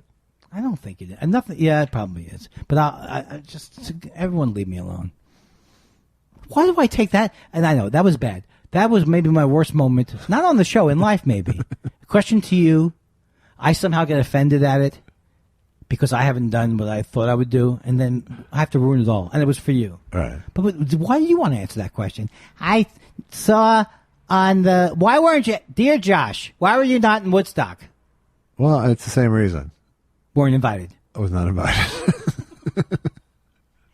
You know, I booked Woodstock. Really? Yeah, and I had Richie Havens. Uh-huh. I had Iron Butterfly. Uh-huh. And then I had Shauna. Hello? Iron Butterfly, I don't think was there. No, I don't think so either. I don't even think that was a real group. They had that one song. No, they were real. Boom, boom, boom, boom. Thrifty DJ wants to know what would it sound like if Dennis Miller took Huell Hauser on a tour of his house. You're gonna do both parts, right? I'm asking. Oh, would you like to play a part? Well, who would you want me to do in that? You can take either if you'd like. Well, you are famous for Huell Hauser. Okay, then. So is it Huell Hauser visiting Dennis Miller's house? Yeah. Hey, come on in, babe. I'm so glad well, Dennis, thank you so much for having us here. My pleasure, babe. My pleasure. You know, I'm the kind of guy who you would imagine having people over. What a lovely home you have, and so many mirrors. Well, you know, I can't do this bit. I'm terrible at it. I'm terrible at it because I'm worried that my Dennis Miller isn't very good. Yeah. And I'm thinking, should Dennis Miller be upset that he's gay? No. Hey, let me take you outside to my D-shaped pool. All right, Dennis, I'm following you. Hey, there's my Emmy nomination certificate. And there's another Emmy nomination certificate. There's an actual Emmy. I don't know what happened to that. Well, that's fantastic, Dennis. Let's take a look at the kitchen. Well, here's where I serve a whole crock pot full of smug. Wow, is that an all day sort of situation? All right, I'm done. You did very well with that. Thank you. And I just think that I would have liked to have seen that show of Huell Hauser when he was alive, going over to Dennis Miller's house. Yeah. So you do comedy here? That's amazing. You bought all of this with comedy money? Unbelievable. So now you used to be funny in the 90s, and then you just decided to become a right-wing creep? Yeah, that's exactly the case. That's amazing. Yeah, it's pretty amazing. So you were a funny comedian. I disappointed millions of people. You decided to throw it away just to be an asshole on the radio. I know I've lost the voice. That's amazing. Did you see his tweet today? No. What did he say? It's fantastic. In fact, someone requested that we do an entire show about it. All right, Danny. I love that he's back on Twitter. Yeah. Because he couldn't be less self-aware. Now, here's his tweet. Progressives are shooting themselves in the foot more frequently than a centipede, who quite frankly is getting no relief whatsoever from a topical application of a generic antifungal toenail cream. Hashtag Dennis Miller option. That is not a And real I thing. actually wrote, hey, Twitter, let's go back to 140. I have seen another tweet, though, where it's tagged with Dennis Miller option. Yeah. That's one of his new things. I think it's his new podcast. I don't. I would give you $5, not now, if you can even explain what that means. What does it mean just as words? Progressives are shooting themselves in the foot more frequently than a centipede. Okay. See, lots of foot, but Lot of no implication of a gun whatsoever. Right. Yeah. Who quite frankly is, in quotes, getting no relief whatsoever from a topical application of a generic antifungal toenail cream. Why? That's like a. Now you have two sentences. None of them are jokes. Right. Yeah, no, it's just words. Right. Yeah. It's like a random word generator. I hope they get worse. Yeah. This is so bad. Dennis Miller option. How many times a day is he on now? Once a day at least, right? I don't know. That was one I saw. I don't follow him, so it just kind of came across someone else mocking him. The thing that is sad is that he probably really doesn't want to tweet, and he's probably been encouraged to tweet because nobody cares about going out to see right-wing comedy. No. Pixie Sassafras wants to know cake or pie. I know Paul F. Thomas used to do a bit about this, and I forgot what he used to say. So just answer the question. Cake, probably. Okay. How about you? I think pie. I like. You see, this is why it's hard to answer the question. I used to have a bakery when I was a kid that I went to, and I loved the cakes. Yeah. And I haven't liked cakes as much, except my number one choice for a dessert item on my birthday is Carvel ice cream cake. That's good. And that's my favorite, I would say. And Carvel's soft ice cream. Why do I keep going back to Carvel? Am I sponsored by them? Yes. Well, they sent you a bunch of free shit that time. I love lemon meringue pie. Do Lemon you? meringue pie, if it's good. I don't think I've had a good one in a long time. I love meringue. Yeah. Do you make something like that you'd make for me? I don't. I can make a creme brulee. Ooh, that's That's good. as You close- have made a creme That's as brulee. close to a meringue as I've With done. the blowtorch and everything. How is it? My grandmother used to make this thing called a Schaumtorte for Passover, which was like a meringue and fruit frozen Ooh. together. You loved it? It was okay. I ate the meringue off. That's the whole thing. I haven't found anything that's as good as the meringue. Right. Dennis Miller and his meringue. Hey, Mr. Merengue. Hey, Mr. Oh my God, I love that movie. I do too. Tom the Tom says, who was the first hero / icon / idol you met that turned out to be an asshole? I can't think. My mind went blank. How about you? That was the great thing about working on late night talk show. Oh, you did get because you get there's like revolving door of big stars. So William Shatner was a big dick. I'm not surprised. I think he's a horrible No, human. and this was way before he had settled into his Character? self-parody Yeah. phase of his life. Have you told the story? I think I did. It's not a great story. He was just like a passive aggressive dick. Ugh. Trying to get him to do a sketch. I have a memory of this. James Brown came through there. He was scary. He was with an entourage of people who were clearly terrified of him. Oh, that's not good. But you see, now they'll say, do you still listen to James Brown? Yes. Don't give me but any of more course- information. Yeah, but everyone knew James Brown was an asshole the whole time. That's true. So That's true. Yeah, so that's not There's a different. very good biography of him called The One. Really? Yeah. Is it positive? And it's both. It's neither hagiography nor dish. Yeah. It's a pretty well researched bio. Oh, yeah. I hope to good. read that. You should read that. You know what would be great? Doing it on taped with him reading it. You know what The One refers to? The what? The One. Why it's called The One? No. Because that's where the funk happens, is on The One. Oh. That's exactly right.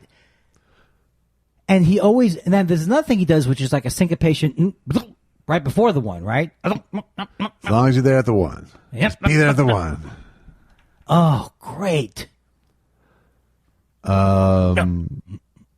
Terry Caulfield. Josh, I watched I Need You to Kill on Amazon Prime and loved it. Thank you. Have you kept tabs on the Asian comedy scene since you finished filming? I have only like on Twitter, like all the rooms over there. I'll kind of see what they're posting and how often they're doing shows. And, how else could you keep in touch? Oh, with releases.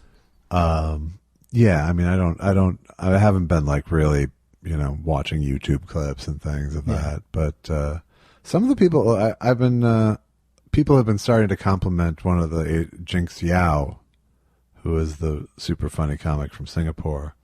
I would remember him, right? Yeah. Is he the one who was kind of like skinny, odd? Yeah. Yeah. Like almost like Stephen Wright in a way, maybe? Kind of those sort of one-liners. Yeah, I remember him. He was great. Yeah, he was the best comic on the trip. So people have started complimenting him on Twitter and tagging me, and so I've ended up. Is he on Twitter? He's on Twitter, yeah. And one of the other comics from Singapore has a Netflix special. A guy named some Fuzz Faraka. Where's mine? How come I don't have? Why we don't have a? And how come we don't have a Netflix? Yep. Should we have a Netflix special? Sure. All right. Thought Spiral. We'll put it on you to make the call. I like people who are going to write in. Why don't you get on Netflix? Right. Wrinkly Stinkly says, Last Man on Earth just got canceled. How great is Will Forte? I never saw one. He's great. I didn't see any episodes of it. I saw some in the first season, and I thought, there was funny stuff to explore, and then they started growing the cast, and I just lost interest. Yeah. I heard the first season was great, and I didn't keep up with so many things. But did you like? I never saw that movie. People said that movie. I think he's really funny. People said that movie MacGruber was actually a funny movie. Yeah, it was. It was funny. I mean, he's super funny. I mean, he's another. I don't love him unconditionally, but he's super funny and stuff. I didn't love him in that movie, in the Oscar movie. No, the movie about National Lampoon where he played Doug Kenny. Oh, but the movie where he was with Dern was good. Am I missing? I don't know. Alaska, Nebraska. Nebraska. What's the name? Nebraska. Okay, here's the thing. The reason why I haven't watched the Will Forte sitcom is I don't watch enough stuff, and then it's very hard. Even if if I hear a premise, I'm worried about the premise. Will it be funny? Then sometimes I'll stay away from it because I'm just bad at keeping up with things. So the idea of it being like the high concept of it made me not drawn to watch it, even though it could have been great. Right. And I'm kind of the other way. I go, okay, you're serving up the high concept. I want to see you deliver on it. Right. And so I watched the first few, and that's where most of the fact that he was the last man on Earth, bore the most fruit. And who's the woman with him? It was what's her face from the Hot Tub Show. Kristen Shaw. Shaw, yeah. Kirsten Shaw. Shaw. It was like the what are we, the Dementia Podcast? You looking for a closer? I'm just looking for something. I mean, talk about a show that's been chock full of all kinds of. Within this show, you could get a Peabody. Do you get Peabodys for shows? Perush wants you to know that I think Alt Am I Right Ladies is more suited for Kindlerian delivery than Am I Alt Right Ladies. Say it again. He thinks, this is the quote, I think Alt Am I Right Ladies is more suited for Kindlerian delivery than Am I Alt Right Ladies. He's disagreeing with my assessment. As Alt Am I Right Ladies, I think you have to go with the all right, alt right joke, which is what yours does. Am I alt right? Right. Because then you have another joke, all right. Am I all right, ladies? That's not even. What are you doing? That doesn't even factor in. Well, how'd you factor it in? Because the phrase is, am I right, ladies? No, it's got to be, am I alt right, ladies? It has to be that. It has to be that. I forgot it has to be that. It has to follow, unless it was ladies, am I right? You can't say alt, am I right? That's what he wants us. Alt, am I right, ladies? Yeah. He's setting you up for failure. I'm setting you up for success. He cares about me. Choose which horse you want to back. Am I alt right, ladies? Come on. It sounds like I wrote that. Oh, God. Sometimes You can't find a closer. I can't find the closer. I really can't. But something may be spicy. Get a question that's spicy.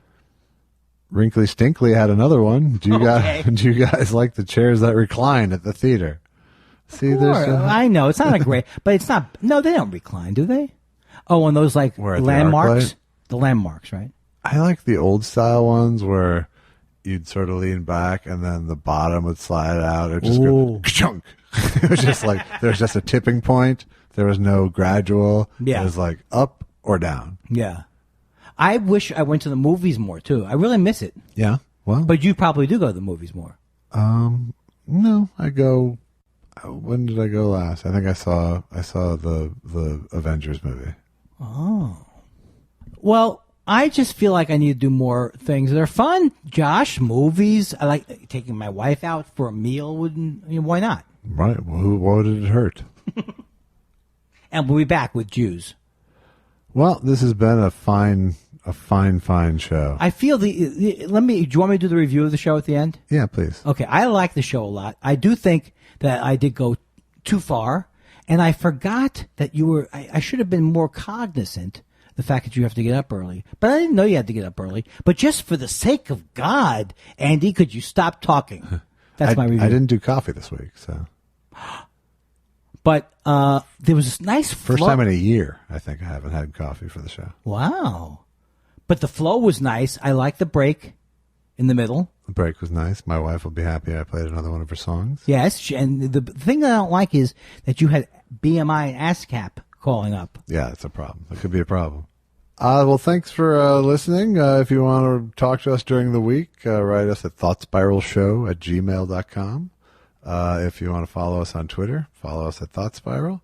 How about merch? I see I'm doing a new attitude now. Well, Andy, what do we it's funny have? you should ask. We have a mug and a T-shirt for Is sale. that Zazzle? Soon we'll have more mugs and T-shirts for sale. But in the meantime, you'll have test mug and test shirt number 1 at Zazzle.com. Zazzle. People love it. Zazzle.com. Which is worse, me /thought_spiral. Is it worse with me trying to be positive or the negative guy? No, positive is actually better. What? I mean, it's not sincere or believable, but at least it's not counter. At least it's not working at complete opposite to me. And remember, now next week's show, we're going to have to figure out when we're going to tape it, and I should have given Josh more warning on it. But it'll be there on that Monday downbeat, yeah. Regardless, even if we have to suffer. Are we never going to take the week off our whole goddamn lives? It's pretty weird how we have it, isn't it? 'Cause I made that Christmas show. You know why that still took some work, though, for both of us. That was a hard one. But you know why? I know why you want to do it. We can't afford to not have any momentum. I really feel like if anyone breaks the habit for 1 week, they won't go. They won't go back. Could fucking break it. Yeah, it's that fragile. And I can't. That's my fear. Is it's that fragile. That's sad. It's sad. It's a little sad. Well, I want to wish all of them. Anyway, Josh, good luck tomorrow tgo Thank you very much. Also, I think we've given every address. Also, he needs to kill. You still need to kill. Do that. Go to Amazon Prime if you're a member. Watch I Need You to Kill for free. If you're not an Amazon Prime member, you can still rent it at iTunes or Google. Also, the Thought Spiral mattresses are out. If you like to sleep in the shape of a spiral, or you're not so choosy about how your back feels after a night's sleep, try out our new Thought Spiral. I have trouble with my memory foam. Now, Josh, that's not bad. You know, it was bad. I have trouble with my. It was actually bad. No. I have trouble with my memory foam, and you're gonna sneeze at that? I would close a show if I was doing like a bad sketch show. That would be my last line. All right.